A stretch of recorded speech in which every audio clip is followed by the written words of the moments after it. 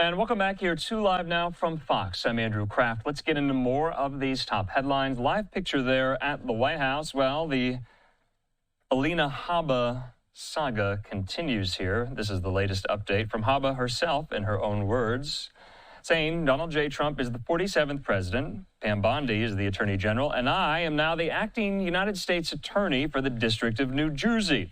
I don't cower to pressure.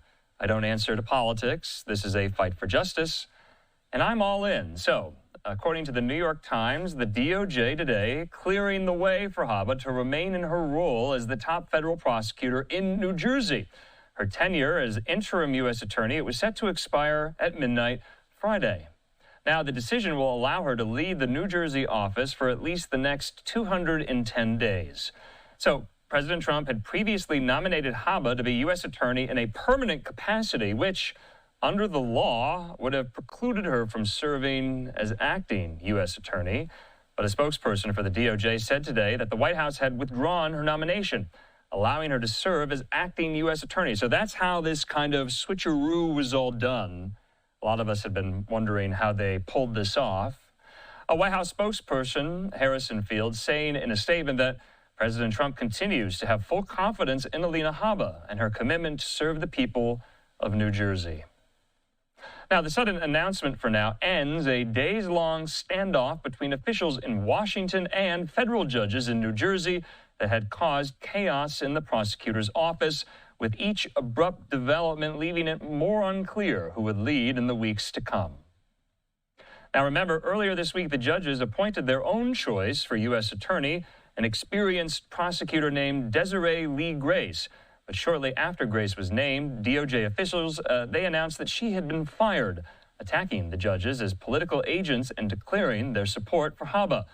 On Wednesday, Grace said in her own post on social media that despite the firing, she was prepared to take on the role of U.S. attorney, noting it would, quote, forever be the greatest honor that the judges had selected her on merit. But Habba's announcement the following day seems to eliminate the possibility that Grace would leave the office. In her own post Thursday, Habba seemed to refer to the week's turbulence, saying there again, I don't cower to pressure. Okay, in the meantime, a little better news for one of these other picks for another top prosecutor role there. I'm talking about the District of Columbia.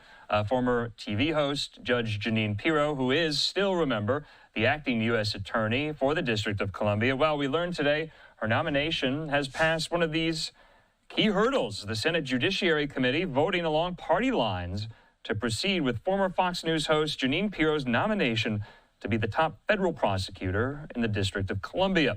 Protesters opposing Pirro's confirmation interrupted the very meeting of the panel, shouting that none of the committee members represented the constituents of D.C., and D.C. residents rejected her. Now, the ranking member on Judiciary, Dick Durbin, the senator from Illinois, the Democrat, saying Ms. Pirro has demonstrated for decades that she prioritizes her relationship with Donald Trump, now president, over almost anything else, saying her record makes it clear that she'll prioritize President Trump's MAGA agenda, not the rule of law, nor the Constitution. So the Senate has a so-called blue slip policy. That's what it's called. It allows home state senators to veto a U.S. attorney nominee for their jurisdiction. So D.C., though, there are no senators, no voting senators in D.C. It does not have representatives there who could formally object to Pirro's nomination. Now, remember, she was not the first pick for this role. She is currently serving as U.S. attorney in an interim capacity after President Trump's, remember, first nominee for the role. His name, remember, Ed Martin. He failed to gain enough support among Republican senators. Senator Thom Tillis, a member of the Judiciary Committee, the Republican from North Carolina, effectively tanked Martin's confirmation when he said he would oppose the nominee over Martin's comments about the January 6th Capitol riot and Martin's alleged defense of some of the rioters.